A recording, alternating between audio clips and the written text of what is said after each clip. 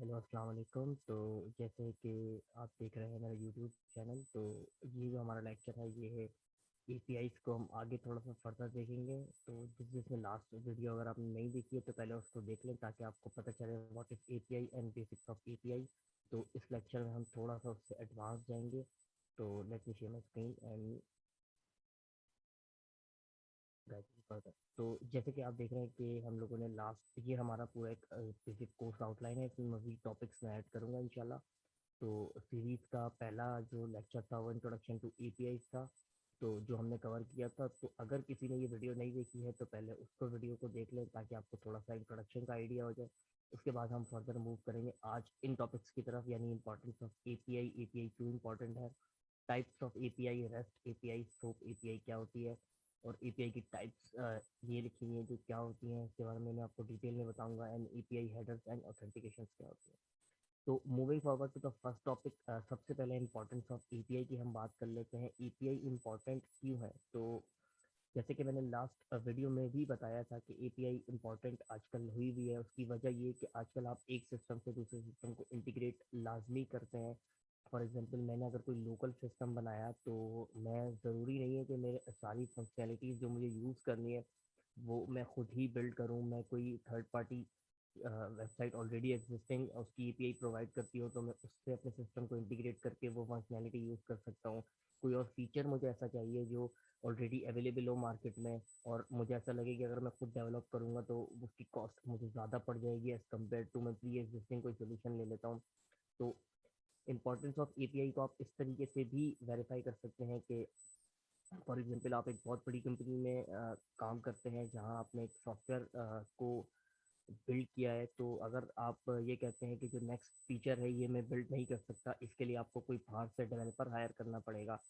तो कंपनी ये सोचेगी कि अगर बाहर से डेवलपर हायर किया जाए या आउटसोर्स किया जाए तो ये 15 से 20 दिन में प्रोजेक्ट कंप्लीट होगा, और फिर उसके अलावा उसकी जो कॉस्ट है वो बहुत ज़्यादा आ जाएगी।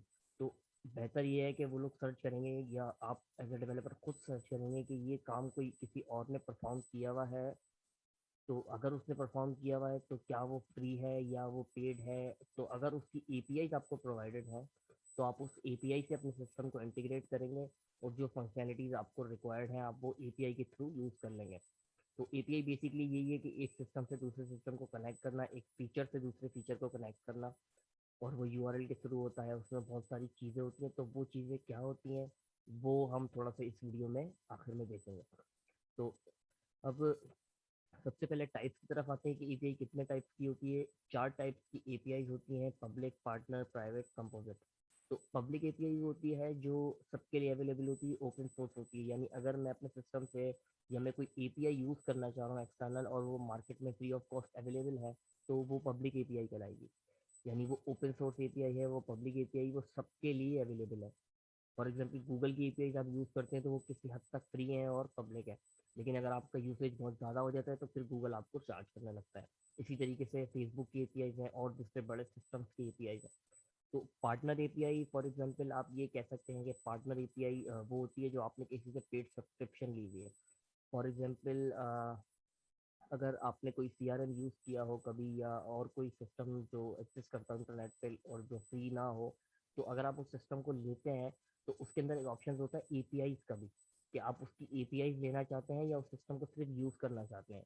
तो एपीआई अगर आप लेते हैं तो ज़्यादातर कंपनी, ज़्यादातर सॉफ्टवेयर एपीआई को अलग चार्ज करती हैं, बिकॉज एपीआई के लिए उनके सर्वर पे, क्योंकि आप जब यूआरएल एपीआई का हिट करते हो तो उनके सर्वर पे एक स्ट्राइक आती है, तो उनके सर्वर, उनको अपना सर्वर की जो स्पीड होती है वो भी उसकी इंक्रीज करनी पड़ती है अगर वो एपीआई कस्टमर्स को अलाउ कर रहे होते हैं।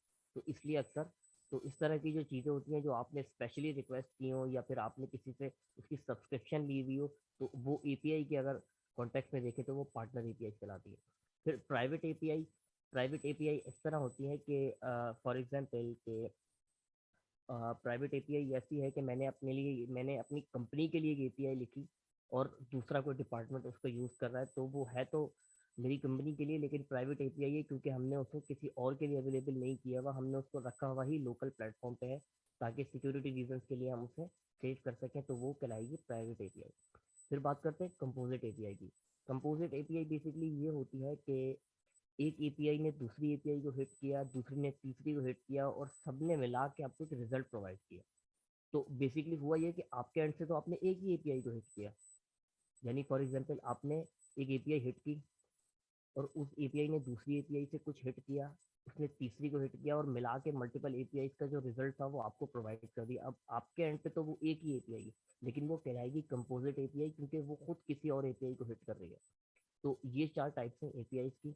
उसके अलावा एपीआई की अप्रोचेस देखते हैं, तो एक चीज़ प्रोग्रामिंग के, कंप्यूटर साइंस के कॉन्टेक्स्ट में मैं हमेशा बोलता हूँ कि सोप, जैसे कि यहाँ पे हमने कंपैरिजन देख रहे हैं हम सोप और रेस्ट का, तो कभी भी दो डिफरेंट अप्रोचेस और दो डिफरेंट टेक्नोलॉजीज को कंपेयर ना करें, क्योंकि कंपैरिजन में जब भी आप पढ़ेंगे तो आप कंफ्यूज हो जाएंगे, और आपको समझ नहीं आएगा कि आपको अपने सिनेरियो के अंदर कौन सी अप्रोच या कौन सा जो आपका सिनेरियो है वो ज़्यादा फिट बेटर किस सिचुएशन में हो रहा है। तो कंपैरिजन की तरफ ना जाएं, आप सिर्फ सबके कॉन्सेप्ट अपने माइंड में रखें, और अपने सिनेरियो पे अपना कॉन्सेप्ट फिट करें और यूज़ करें।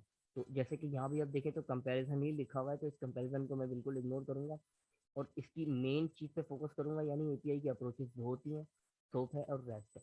सोप यूज़ करता हूँ मैं, तो वो सिंपल ऑब्जेक्ट एक्सेस प्रोटोकॉल है, यानी ये प्रोटोकॉल बेस्ड एपीआई है। अगर प्रोटोकॉल बेस्ड एपीआई है, मतलब प्रोटोकॉल उसमें इन्वॉल्व है, और थोड़ी सी मुश्किल ये होती है जावास्क्रिप्ट से कॉल करनी, तो वो सोप एपीआई है।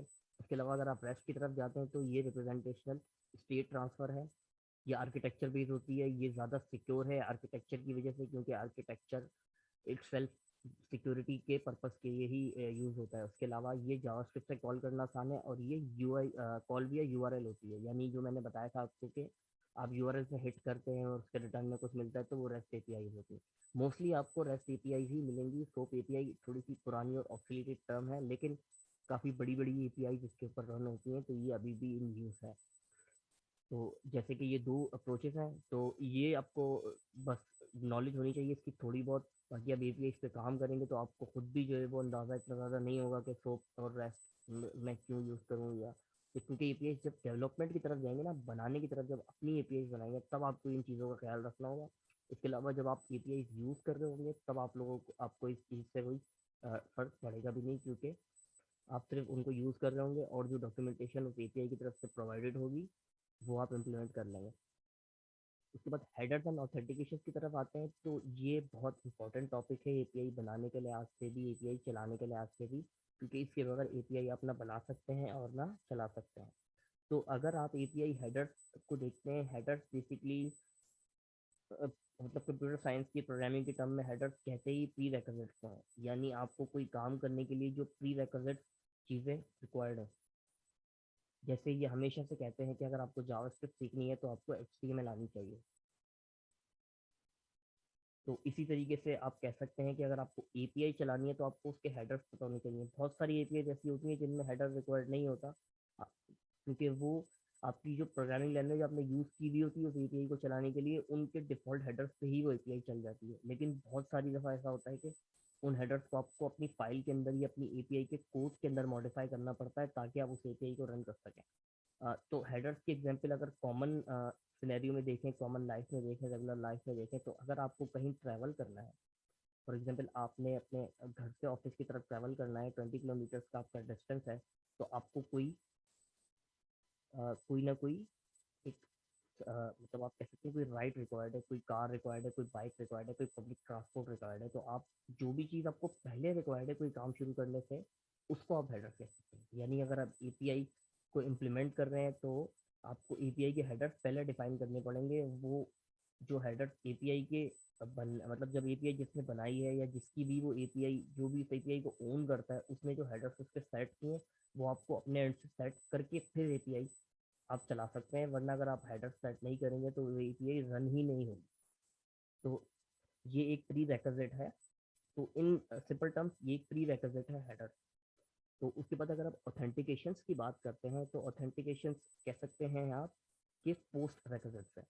यानी हेडर्स आपने डिफाइन किया, आपने एपीआई चलाई, वो आपने एपीआई चलाई, ये रिस्पॉन्स वहाँ गया, उसके बाद उसने चेक किया कि ये यूज़र या ये कॉल ऑथेंटिकेट है या नहीं है। कुछ ऑथेंटिकेशन हमारी आईपी एड्रेस से होती हैं, जैसे कि फॉर एग्जांपल मैं पाकिस्तान में अगर हूँ तो मैं यूएस की कुछ वेबसाइट्स को मतलब कुछ वेबसाइट्स को एक्सेस नहीं कर पा रहा होता, तो वो बेसिकली होता ये है कि आईपीआई एपीआई ऑथेंटिकेशन जो है ना वो एड्रेस के ऊपर लगी होती है कि यहाँ से मैंने वेबसाइट हिट की। तो बेसिकली वो एपीआई तो नहीं होती, वो सर्वर ऑथेंटिकेशन होती है, लेकिन वो सिनेरियो में आपको समझाना चाह रहा हूँ कि ऑथेंटिकेशन होती क्या है। तो उन्होंने आईपी एड्रेस पे लगाई हुई है वो ऑथेंटिकेशन। जैसे ही मैंने पाकिस्तान की एपीआई एड्रेस पे उस वेबसाइट को हिट की तो वो वेबसाइट मुझे मतलब रिक्वेस्ट सर्वर की तरफ से नहीं आएगी वापस, क्योंकि वो एपीआई मतलब जो आईपी एड्रेस है वो पाकिस्तानी था। तो इसी तरीके से अगर आप एपीआई ऑथेंटिकेशन की बात करें तो अगर आप किसी एपीआई को हिट करते हैं और आपने क्योंकि ऑथेंटिकेशन प्रोवाइड नहीं की हुई, ऑथेंटिकेशन गलत है, तो वो एपीआई हिट होने के बाद जब ऑथेंटिकेशन वेरीफाई करने की तरफ आएगी तो वो आपकी ऑथेंटिकेशन को वेरीफाई नहीं करेगी और आपको जो रिजल्ट है वो अक्सर क्योंकि उन्होंने कोई रिजल्ट प्रिंट कराया हुआ होता है, जैसे कि user name password not correct, किसी जो है वो सिस्टम पे लॉगिन करते हैं, अगर आप यूजर नेम पासवर्ड गलत डालेंगे तो वो होता क्या है कि पहले आपका बटन जैसे ही आपने लॉगिन या सबमिट का दबाया तो वो आपका यूजर नेम पासवर्ड लेके जाता है ऑथेंटिकेशन की एपीआई के ऊपर। वहाँ से वो चेक करता है ये user name and password access नहीं करता तो वो वापस रिटर्न कर देता है कि user name and password are not correct. तो इस तरीके से ये चीज़ें सारी बेस्ड होती हैं। बाकी इसके अलावा इन सारी चीज़ों में अगर कोई क्वेश्चन हो तो आप कमेंट में ऐड कर सकते हैं या मुझे ईमेल में कांटेक्ट कर सकते हैं। harisasani@gmail.com मेरी ईमेल है। और इसके अलावा इंशाल्लाह हम इन टॉपिक्स की तरफ भी अगली वीडियोस में पढ़ेंगे। तो thank you so much and God bless you. अल्लाह हाफ़िज़।